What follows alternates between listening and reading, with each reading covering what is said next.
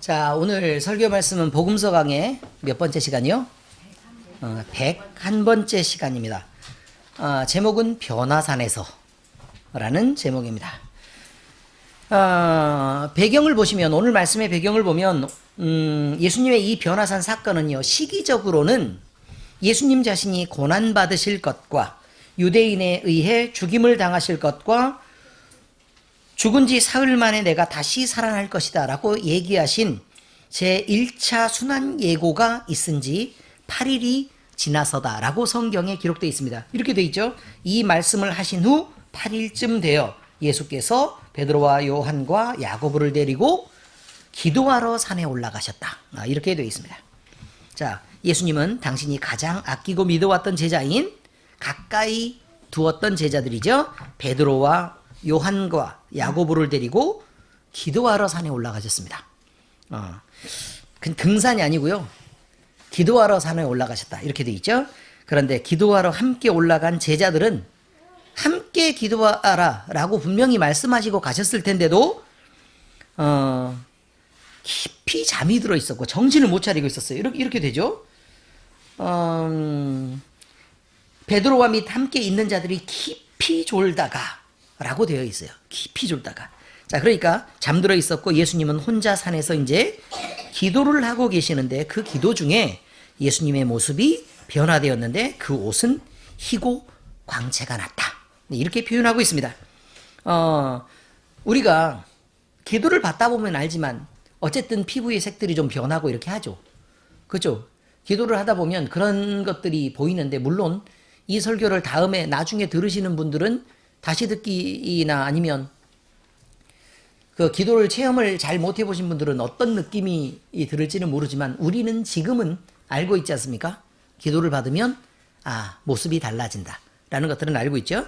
자, 어쨌든 이런 모습을 처음으로 본 거예요. 지금 제자들이 이 모습을 본 제자들은 너무나도 황홀한 상황에 이제 처하게 된 것입니다. 그래서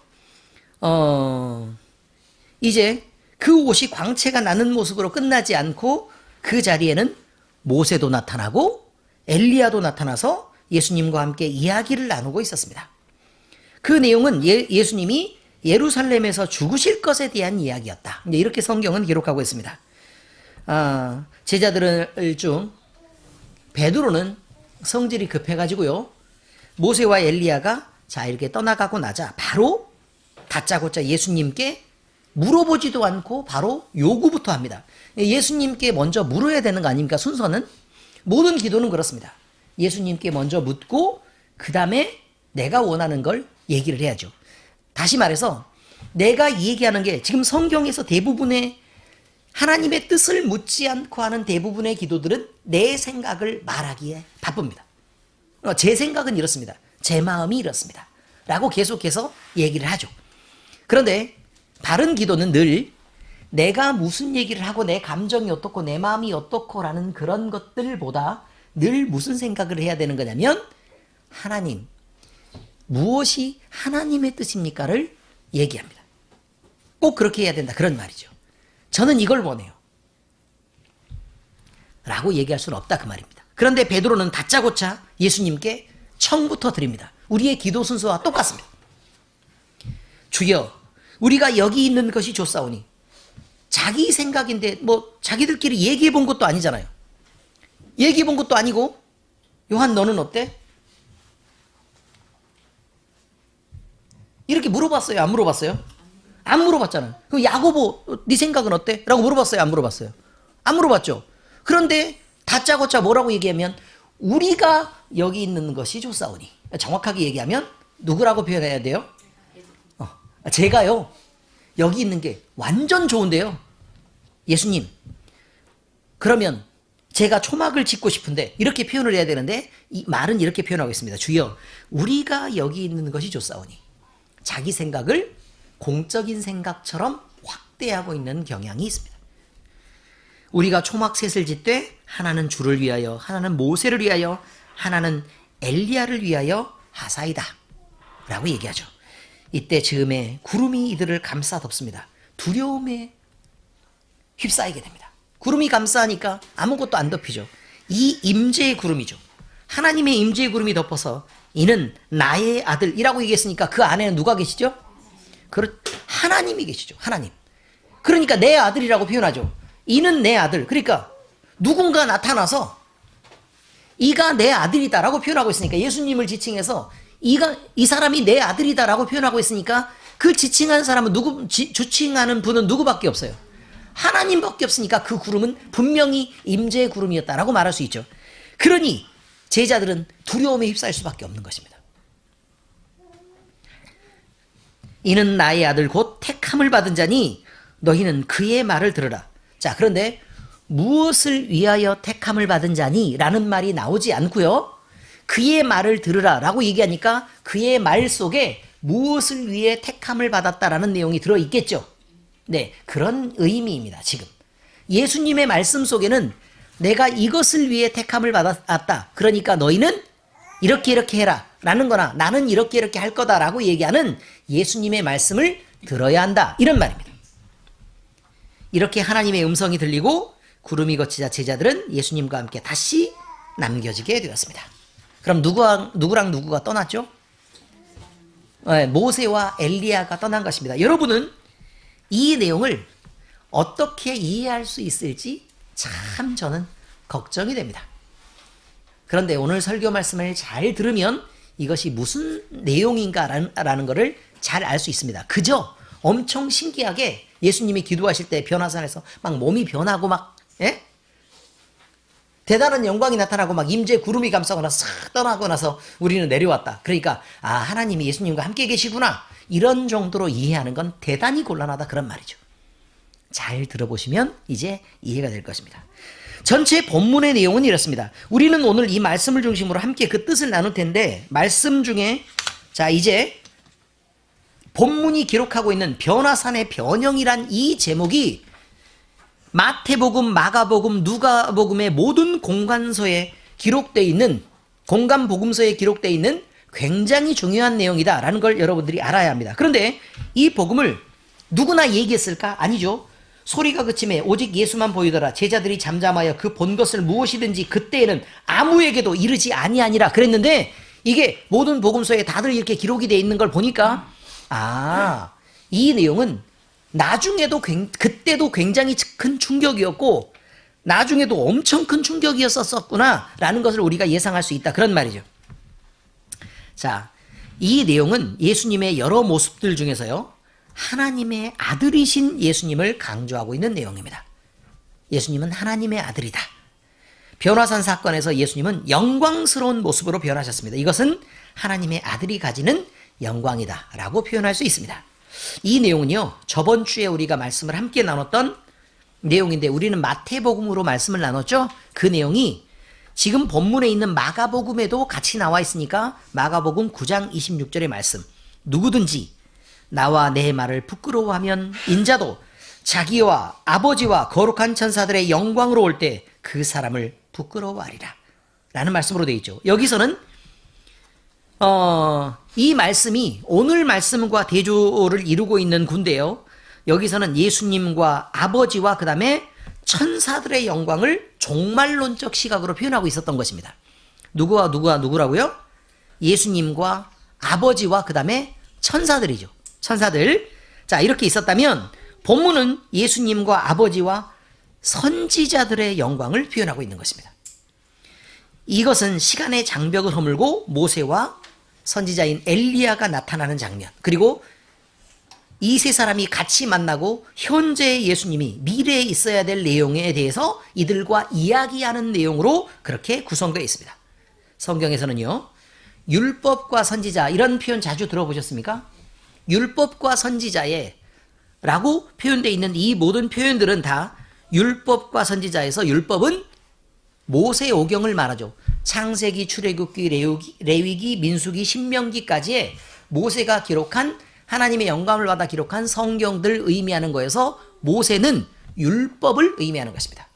율법을 의미하죠. 또한 선지자란 구약의 모든 선지서들을 다 예언하고 있습니다. 그러니까 결국은 모세와 엘리야다라고 표현하는 건 율법을 받은 모세와 선지자의 가장 능력 있던 선지자의 대표인 엘리야를 의미하는 거죠. 의미를 대충 아시겠죠? 자, 그러면 여기서 그러면 모세와 엘리야가 나타난 것은 무엇을 의미하죠? 구약 성경 전체를 의미하는 거예요. 이게 구약 성경 전체를 의미하죠.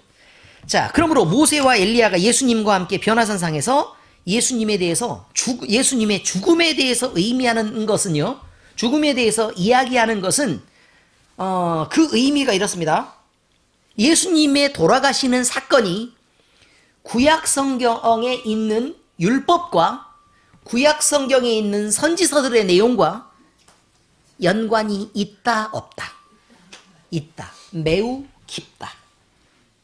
이런 말입니다. 그런 의미입니다.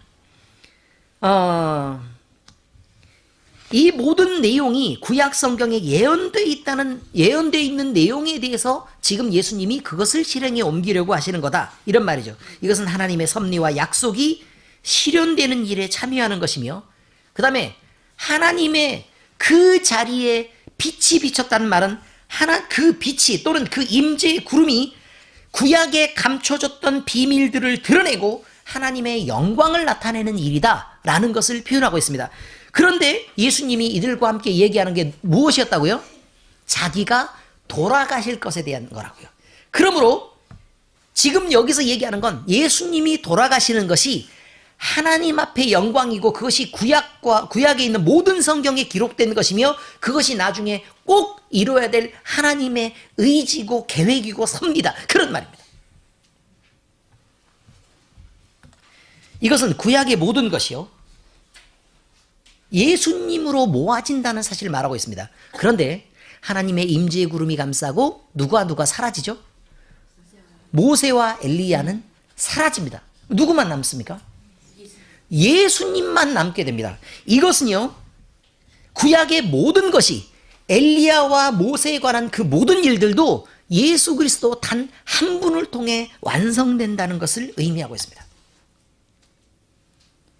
그러니까 베드로가 지금 얘기했던, 주님, 제가요 초막셋을 짓는데 하나는 주님을 위해서 지을게요. 그리고 나머지 두 개는요 분양을 하죠. 모세와 엘리야에게. 뭐가 좋다고 거기서 모세와 엘리야가 살겠습니까? 하나님 나라가 있는데? 그렇지 않습니까? 굳이 변화산에 끌어내가지고 산꼭대기에서 고양이와 함께 사세요. 이게 말이 돼요? 실제로 구약의 모든 성경은요, 오실 예수에 관한 이야기, 예수님이 그리스도라는 내용을 다루고 있습니다. 예수님은 태초에 계셨습니다. 천지 창조에서부터 이미 예수님은 일하고 계셨고, 그에 의해서 세상이 만들어졌다고 말합니다. 아담과 하와가 살았던 에덴 동산은 우리 모두가 돌아가서 거기서 살아야 되는 천국을 예표하고 있습니다. 그 모형입니다. 모델하우스죠. 모델하우스가 본집보다 더 좋겠습니까? 모델하우스는요 허술하게 지어진 것입니다. 껍데기만 지어진 거예요. 본집은 그보다 훨씬 튼튼하게 지어야 합니다. 그 얘기를 말하고 있는 것입니다. 아담과 하와가 살았던 에덴은 우리 모두가 돌아가야 될 천국의 모형이죠. 또한 인류 역사를 통해 계속되는 반복되는 것이, 인간은 계속 범죄하고 하나님은 끝없이 용서해 주는 것. 이것은 누구를 표현하고 있는 거냐면 예수 그리스도를 표현하고 있고요. 그 예수님이 그리스도로 오시고 자기 몸을 버려서 결국 십자가에 달려서 돌아가시기까지 하나님이 용납하신 것이, 지금까지 하나님이 내가 너를 용서할게, 내가 너를 용서할게, 내가 너를 용서할게까지가 겹쳐서 그 모든 것보다 더 완벽한 용서라는 것입니다.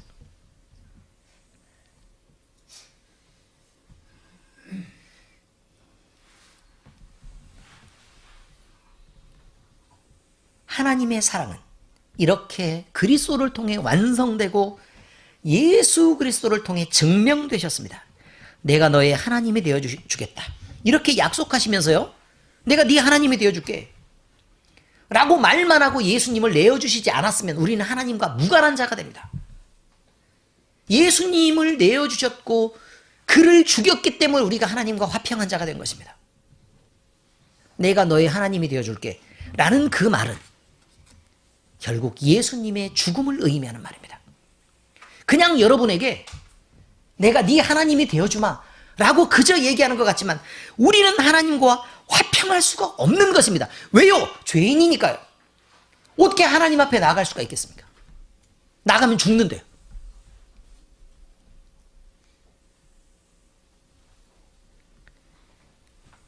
내가 너의 하나님이 되어주시겠다고 약속하시면서 하나님은 상상할 수도 없는 죄의 자리로부터 우리를 이끌어 하나님은 아는 법을 가르쳐 주시고 또 율법을 주셔서 율례를 세워주시고 그 법을 지키게 하셨던 것도 예수님을 통한 회복을 전제로 하나님과의 화평을 얘기하는 것입니다. 다시 말씀드리겠습니다. 이 말이 어려우니까 다시 말씀드릴게요. 여러분, 법을 지키는 것으로 구원받을 수 없습니다. 맞죠? 네. 율법을 지키는 것으로 구원받을 수 없습니다. 사람이 선행을 하고 착한 마음을 품고 남을 미워하지 않고 살았다 그래서 그 자격으로 하나님 나라까지 들어가서 나는 거기에 가서 살 수 있다 라는 것을 보장받을 수 없다 그 말입니다. 무슨 말이냐면 제주도에요. 어마어마하게 비싼 최고급형 빌라를 그냥 한 칸에 한 150억쯤 하는 최고급형 빌라를 지었죠. 근데 내가 그 주인하고 아무 상관도 없는데 제주도 갔더니 빌라가 너무 좋은 거예요. 그래서 주인한테 가서 얘기를 합니다. 내가 지금까지 누구 하나 미워한 적도 없고 남들한테 내가 해코지한 적도 없으니 그 빌라를 나에게 분양하십시오. 그럼 네가 가진 것이 무엇이냐라고 물을 거란 말이에요. 그럼 저의 선행과 따뜻한 마음씨입니다. 상황이 대충 이해는 되십니까? 무슨 얘기를 여러분이 들으실 수 있을 거라고 생각하십니까? 저런 미친 새끼가. 그렇지 않습니까? 아니 가장 정확한 표현입니다. 뭐라고 얘기를 하죠 그럼? 아 미치신 분이. 이렇게 해서 표현합니까? 또 있습니다. 여러분이 공부를 엄청 열심히 해서 공부를 엄청 잘하고 똑똑하다고 생각 한번 해보세요. 거기 가서 전 되게 똑똑하고 지식이 엄청 많습니다. 저에게 그 집을 주시는 게 마땅하지 않겠습니까? 맞나요? 오죽했으면 슬아가 저러겠습니까? 애도 아는 걸. 그런데 말이죠. 그 집에 어떤 사람이 또 가가지고 그냥 아무렇지도 않게 그냥 추리닝에 쓰리바를 이렇게 끌고 쑥쑥쑥 이렇게 지나가는 거예요. 주인을 보는데 이렇게 멀뚱멀뚱 보고 이렇게 쓱 지나가는 거예요. 물어보죠. 저 사람은 누군데 저렇게 마음대로 돌아다녀요? 아, 저 집 아들. 이쯤 돼야 아버지가 준다 그래도 나 그런 거 필요 없어요 라고 얘기할 수도 있고, 그딴 거 몇 개 가지고 150억 이런 거 주려고 지금 나한테 그거 주려고 유세하는 거예요 지금 아버지가? 라고 얘기할 수도 있는 거 아닙니까? 그런 의미란 말입니다. 여러분이 가져야 될 자격은요, 예수 그리스도의 보혈의 피가 묻은 그 티켓입니다. 그것 외에는 그 어떤 사람도 천국에 살아갈 수 있는 그 150억 정도의 수준이 아닙니다. 영생의 티켓을 그것 외에는 받을 수가 없다고 얘기하는데, 사람들은 내 생각에는 착하면 될 것 같아. 내 생각에는 해코지 안 하고 그냥 이 정도면 괜찮지 않아? 아, 그럼 자기가 만든 세상에 사시라고요. 하나님이 정하신 건 그게 아니니까. 이렇게 얘기해도 제대로 알아듣지를 못해요. 그러면 율법을 지키라고 얘기하는 것은요, 우리가 그냥 율법을 지키는 게 아무 의미도 없다는 건 아시지 않습니까? 왜 율법을 지키죠? 하나님과 연관이 있으니까 율법을 지키죠. 그런데 우리는 예수 그리스도가 없으면 하나님과 연관이 있으려고 아무리 노력해도 연관이 없다고요.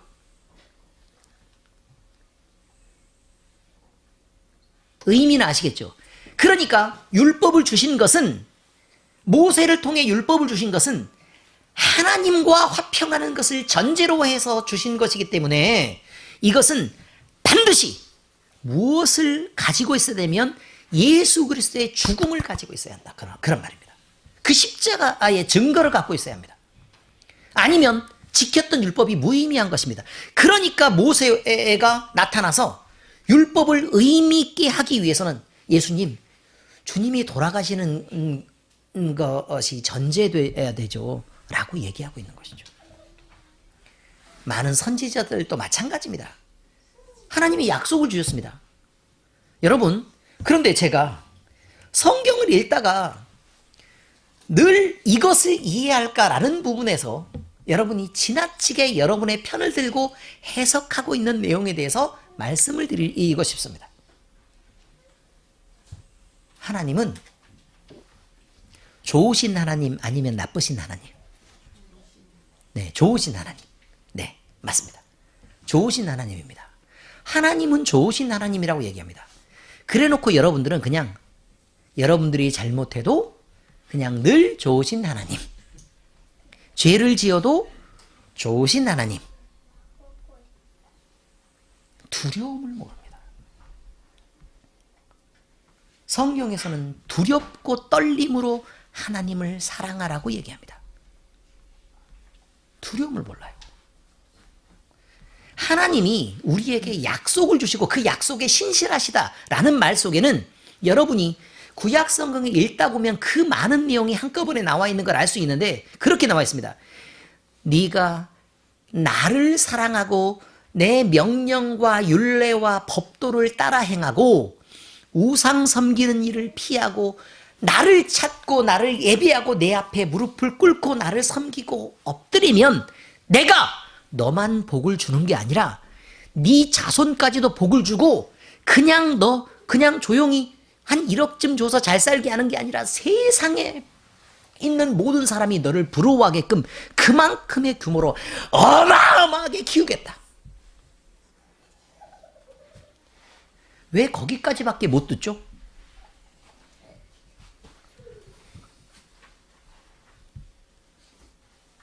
그래서 좋으신 하나님인가요? 성경 그 뒤편에는 꼭 그게 나와 있습니다. 그러나 네가 지금처럼 너밖에 모르고 네 중심으로 살고 너를 위하여 새긴 우상을 만들고 네 마음에 하나님 두기를 거절하면 나는 너에게 저주가 될 것이다.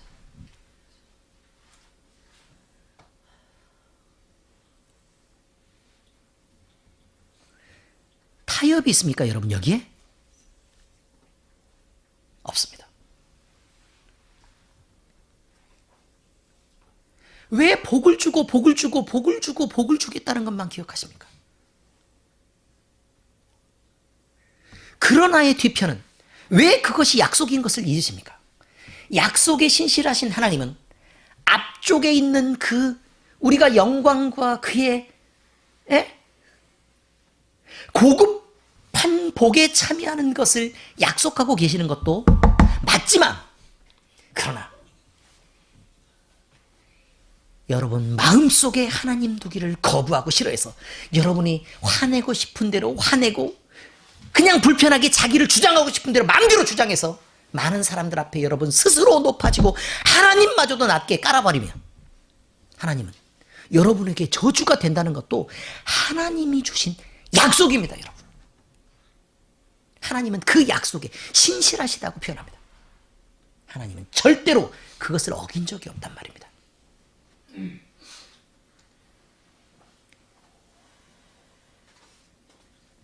예수님을 통한 회복, 이것을 전제로 하나님과 화평을 말해야 합니다.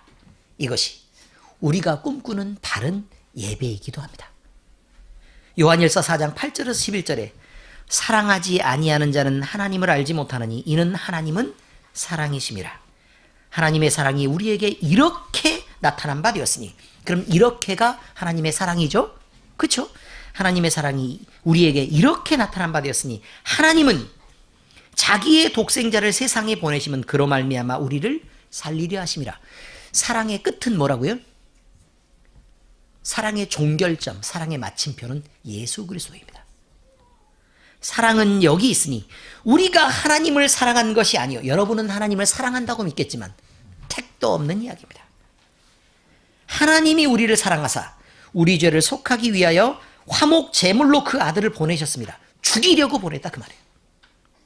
사랑하는 자들아, 하나님이 이같이 우리를 사랑하셨은즉 우리도 서로 사랑하는 것이 마땅하도다. 여러분, 지금 뭐라고 얘기했어요? 11절에 하나님이 우리를 사랑하셨으니까 우리도 하나님을 사랑하자. 그렇게 돼 있어요? 뭐라고 돼 있어요? 함께 11절 같이 읽을게요. 준비되셨나요? 준비되셨죠? 11절이요. 11절. 11절 시작. 사랑하는 자들아, 하나님이 이같이 우리를 사랑하셨은즉 우리도 서로 사랑하는 것이 마땅하도다. 여러분, 내리사랑이라는 얘기를 들어보셨습니까? 하나님의 사랑은 위에서부터 타고 흐르는 것입니다. 그런데 여러분이 하나님의 사랑이 여러분을 타고 흐르는 것을 막아서 여러분이 사랑을 나누지 않으면 여러분은 사랑에 있어서 고인물과 같이 사랑이 여러분 안에서 썩어서 악취가 나고 부패하게 될 것입니다. 여러분이 사랑을 많이 갖고 있고 싶어서 여러분이 사랑을 나눠주지 않는다면 여러분을 썩게 할 것입니다. 부패하게 할 것입니다. 그리고 여러분은 결국 병들고 터져나가게 될 것입니다. 예수님을 닮고 넘치는 것으로 마음껏 넘쳐 흐르도록 여러분이 마음껏 사랑해야 합니다. 이것이 하나님의 뜻입니다. 그리고 전제는 하나님이 우리를 사랑하셨기 때문에 어떻게 해요? 예수님을 보내시기까지 사랑하셨기 때문에 우리는 서로 사랑하는 것이 마땅하다는 것입니다. 예수님이 없으면 우리는 예배할 수 없습니다. 죄의 문제를 해결하지 못한 죄인이 어떻게 예배할 수 있겠습니까? 절대로 거룩하신 하나님의 존전에 나아가 하나님의 얼굴을 마주할 수 없는 것입니다. 성경에 이미 말했다시피 죄인은 하나님을 보면, 그 영광을 보면 반드시 그 순간에 죽습니다. 그 결과가 죽음입니다. 로마서 5장 1절에서 2절에 이렇게 표현합니다. 그러므로 우리가 믿음으로 의롭다 하심을 받았으니 우리 주 예수 그리스도로 말미암아 하나님과 화평을 누리자. 또한 그로 말미암아 우리가 믿음으로 서 있는 이 은혜에 들어감을 얻었으며 하나님의 영광을 바라고 즐거워하느니라. 이들이 보았던 영광은 예수 그리스도가 있어서 본 영광입니다. 이제 적용입니다. 우리가 인정하든 못하든 하나님의 영광이 빛나는 분명한 하나님의 나라가 존재합니다. 예수님이 변화살에서 기도하실 때 모세와 엘리야가 빛 가운데서 함께 서 있었죠. 그 영광은요, 없는 것이 존재하는 게 아니라 이미 이 세상에 있는 것입니다. 그런데 우리가 육신의 세상으로 죄의 세상에서 갇혀 살다 보니 그 영광을 볼 수 없는 것뿐입니다. 우리가 죄의 몸을 입어서 경험할 수도 없고 육신의 눈으로 보기 때문에 영적으로는 가려져 버린 분명하고도 확실한 이 현존하는 세상은 하나님이 영광 가운데 다스리고 모든 믿는 성도들이 하나가 되어 영광 중에 하나님을 섬기는 그런 세상입니다. 이 세상은 분명히 존재하는 것입니다. 예수님을 섬기던 많은 이들은 그 나라를 보았습니다. 그 나라는 영화롭고 영광스러운 광채에 휩싸였고 이 세상 사람들에게는 설명하고 싶어도 말해도 이해도 안 되니까 설명할 수도 없는 그런 신비로운 나라였습니다. 고린도후서 12장 1절에 4절에 보니까 바울의 얘기가 등장합니다. 바울은요 이렇게 말하죠. 무익하나마 내가 부득불 자랑하노니 주의 환상과 계시를 말하리라. 내가 그리스도 안에 있는 한 사람을 아노니, 그리스도 안에 있는 한 사람이란 얘기는요 사도 바울 자신을 얘기하는 거예요. 사도 바울 자신. 그런데 그가 남들이 이것 때문에 자기를 우러러볼까 봐 일부러 다른 사람처럼 표현하고 있는 것뿐입니다. 내가 그리스도 안에 있는 한 사람을 아노니 그는 14년 전에 셋째 하늘에 이끌려간 자라. 그가 몸 안에 있었는지 몸 밖에 있었는지 나는 모르거니와 하나님은 아시느니라. 그러니까 이것이 현실에서 보는 것과 같았다. 몸을 입고 올라갔는지 안 입고 올라갔는지 모를 만큼 그만큼 실제적이고 그 다음에 현실적이었다는 얘기입니다. 내가 이런 사람을 아노니 그가 몸 안에 있었는지 몸 밖에 있었는지는 나는 모르거니와 하나님은 아시느니라. 그가 낙원으로 이끌려가서 말로 표현할 수 없는 말을 들었으니 사람이 가히 이르지 못할 말이로다. 자, 이렇게 돼 있죠. 자, 그러면 이 세상은 있는 거예요, 없는 거예요? 있는 거예요. 있는 거예요. 있는데 감춰져 있는 것입니다. 못 보는 거죠. 자, 계시록에 보니까요. 4장 2절에서 11절. 그런데 이건 엄청 긴 내용이고요. 에스겔서에서도 하나님의 나라에 대한 이런 것들이 나옵니다. 그런데 제가 이 내용을 읽어드리고 이게 무슨 뜻인지 가르쳐 드릴게요.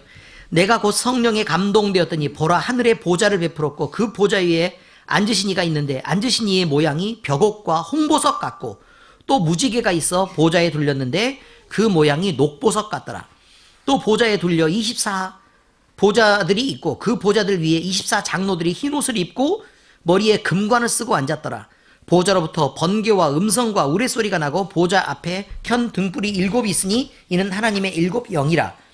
보좌 앞에 수정과 같은 유리바다가 있고 보좌 가운데 보좌 주위에 4 생물이 있는데 앞뒤에 눈들이 가득하더라. 땡땡땡땡땡 우리 주 하나님이여 영광과 존귀와 권능을 받으시는 것이 합당하오니 주께서 만물을 지으신지라. 만물이 주의 뜻대로 있었고 또 지으심을 받았나이다 하더라. 자, 여러분, 이게 무슨 말이냐면요, 요한이 보니까 하나님의 하늘에 쫙 이렇게 펼쳐져 있는데 그 가운데에 보좌가 이렇게 있답니다. 그 다음에 그 주변으로는 24 보좌들이 있고 그 보좌에는 24 장로들이 있고 막 수정과 같은 유리 바다가 있고 막, 그러니까 보니까요, 그때 당시에는 유리라고 얘기하면 어마어마하게 귀한 거잖아요. 그 다음에 보석이라고 얘기하는 건 엄청 반짝이고 막 화려하고 지금까지 본 적이 없다 그 말이에요. 뭐 금관을 썼다 이렇게 얘기하고 있는데 이런 금관도 마찬가지인데 어떤 의미냐면 완전 반짝이고 진짜 멋있는 관을 썼다 그런 얘기예요. 그냥 뭐 재질이 뭔지 자기가 뭐 가서 순금이에요. 제가 이빨로 한번 깨물어 봐도 돼요. 이렇게 물어봤겠어요? 안 물어봤겠어요? 안 물어봤겠죠. 홍보석, 녹보석을 어떻게 알아요? 그냥 보니까 노란 빛깔도 나는 보석도 있고 빨간 빛깔 나는 보석도 있고 녹색 빛깔 나는 보석도 있고 보니까, 근데 보석이라고 얘기했는데 그게 보석인지 아닌지는 또 어떻게 알아요? 그냥 엄청 반짝이고 너무 귀해 보여서 저거 다 보석이네? 이렇게 생각을 한 거죠. 그러니까 여기서 말하고 싶은 건, 계시록에서 얘기하고 싶은 거는요, 간단해요. 보좌를 봤는데 생전 처음 보는 막 어마어마한 거였다. 그냥 그런 뜻이에요. 그냥. 그리고 그 가운데는 예수님이 앉아 계시고 그 다음에 그 주변으로는 예수님을 보자 하는 장로들이 쭉 이렇게 배석되어 있더라. 그렇게 지금 얘기하고 있는데, 그런데 그 사이에 뭐가 나오냐면요, 여기 땡땡땡땡에 나오는 게 뭐냐면 예수 그리스도에 대한 증거들이 나와요. 찾아보시라고 일부러 땡땡땡 해드렸어요. 이분이 누구냐? 그러면 예수님이다 라는 증거들이 그 사이에 나온다고요. 아시겠죠? 어떤 의미인지. 네, 이렇게 했습니다. 그러니 이 현존하는 분명한 세상들을 없는 것처럼, 눈에 안 보인다고 없는 것처럼 얘기하면 곤란하다 그 말입니다. 여러분, 여러분의 마음이 눈에 보이나요? 그러면 여러분의 마음이 눈에 안 보이니까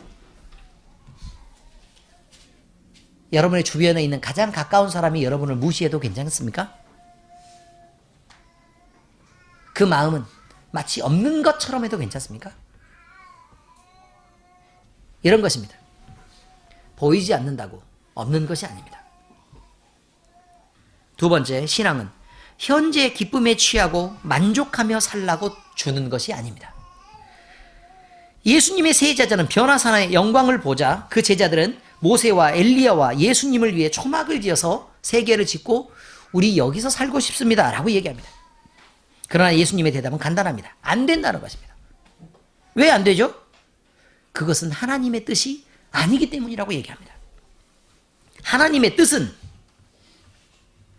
구약에 쭉 예언되어 왔던 대로 예수님이 세상으로 내려가서 고난을 받으시고 자기 십자가를 지고 골고다를 오르시고 거기서 죽는 것이었습니다. 이것을 잊으시면 안 됩니다.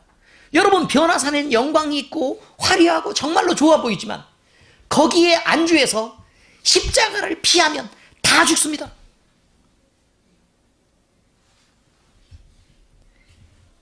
그것처럼 우리에게 원하시는 하나님의 뜻이 있다는 것입니다. 교회에 오시면 행복하시죠? 마음이 편하죠? 위로가 되시고 안정이 되시죠? 그러나 여기에 머무르면 죽습니다. 그리스도의 사랑과 복음을 들어야 하고 그것이 때로 무겁고 힘들고 어려워도 세상으로 가라는 것입니다. 그렇게 나가서 예수 그리스도를 따르는 모범을 여러분들이 보이라는 것입니다. 그것이 여러분들이 져야 될 십자가라면 그렇게 하라는 것입니다. 하나님의 뜻이 그렇다면 그렇게 하라는 것입니다. 화가 나고 불편할 때 참는 것이 하나님의 뜻이면 참으라는 것입니다. 용서할 수 없고 정말 내 속이 뒤집어지는데도 용서하는 게 하나님의 뜻이면 그렇게 하라는 것입니다. 왜 거기서 여러분을 내세우십니까? 하나님의 뜻은 여러분이 복음을 들고 세상으로 들어가서 때로는 빛으로, 때로는 소금으로 짠맛을 내고 부패함을 막고 어둠을 밝히라는 것입니다. 이것이 우리를 향한 하나님의 뜻입니다. 여러분은 변화산의 영광에서 끊임없이 살고 싶겠지만 그러나 하나님은 여러분을 산 아래로 내려보내십니다. 고린도후서 5장 8절에 10절 우리가 담대하여 원하는 바는 차라리 몸을 떠나 주와 함께 있는 그것이라. 무슨 의미죠? 아시죠? 주님과 함께만 있다면 얼마나 좋겠습니까? 그런즉 우리는 몸으로 있든지 떠나든지 주를 기쁘시게 하는 자가 되기를 힘쓰노라. 이는 우리가 다 반드시 그리스도의 심판대 앞에 나타나게 되어 각각 선악간에 그 몸으로 행한 것을 따라 받으려 함이라. 이게 무슨 말이냐면 원하는 것은 당장이라도 죽어서 하나님 앞에 나가서 그냥 이 세상에 불편한 거 다 끝내고 그 영광 속에서 그저 살기를 원하지만 왜? 그 세상이 분명하니까. 그런데 하나님은 여기서 하나님의 뜻을 행하라고 말씀하시니까 우리는 그 뜻을 행하고 그 행한 것에 대해서 예수님 앞에 심판대 앞에 서야 한다. 그런 말이죠. 세 번째입니다. 각 성도에게는 하나님의 뜻을 이루도록 행하는 것이 우선이 되어야 합니다. 개인적인 기쁨이나 만족을 누리는 것, 즐거움을 누리는 것은 성도의 우선이 아니어야 합니다. 변화산에서 보여준 제자들의 반응은 우리와 별반 다르지 않을 것입니다. 우리도 그걸 보았다면 당장에 집을 짓자고 말했을 것입니다. 예수님이 베푸신 은혜가 좋아서 그 영광을 보고서 그 혜택을 입고서 우리는 제자들처럼 그곳에 초막셋을 짓겠다고 분명히 말할 수 있습니다. 그러나 언제까지 산속에 머무를 수는 없습니다. 건강한 신앙을 가진 자라면 틈을 내어 기도할 공간을 찾아 변화산으로 올라갈 수 있습니다. 물론 이것이 바람직합니다. 그러나 계속 거기에 머무르는 것은 하나님의 뜻이 아닙니다. 예수님이 하시려는 일은 자기 자신보다는 더 많은 사람에게 생명을 주시는 길, 또 자기 자신을 희생하고 버리는 일이었습니다. 여러분, 무엇을 위해 사시겠습니까? 여전히 나 한 사람의 이기적인 욕심으로 사는 사람은 예수 그리스도의 희생의 모범을 따르는 사람이 아닙니다. 이제 우리는 변화산에서 그 영광만 품고 거기에 머무를 수는 없습니다. 이것은 하나님의 뜻도 아닙니다. 이제 우리에게 희생과 헌신, 배려와 양보를 요구하는 십자가를 진 이 세상으로 이제는 내려와서 하나님의 영광을 위해 필요하다면 그렇게 살아보는 것입니다. 하나님의 은혜로 우리가 구원을 얻은 것이 사실이라면 우리는 오늘 우리 각자의 마음을 다잡아서 새롭게 각오하고 예수님이 걸으신 모범을 따라서 걷는 모든 성도들이 되어야 할 것입니다. 이렇게 되시기를 예수 그리스도 이름으로 축원합니다. 고린도전서 10장 31절의 말씀을 전하면서 말씀을 마치려고 합니다. 그런즉 너희가 먹든지 마시든지 무엇을 하든지 다 하나님의 영광을 위해서 하라. 이것은 변화산에 머무르라는 얘기가 아닙니다. 여러분의 해야 될 몫이 있다는 얘기입니다. 기도하시겠습니다. 살아계신 하나님 아버지, 우리는 예수님이 구약에 예언되신 유일한 그리스도이시며 우리 자신이 하나님의 은혜로 분명히 예수님을 믿고 구원받은 것을 믿습니다. 그러나 지금 우리에게는 자유도 안식도 없는 날들이 참 많습니다.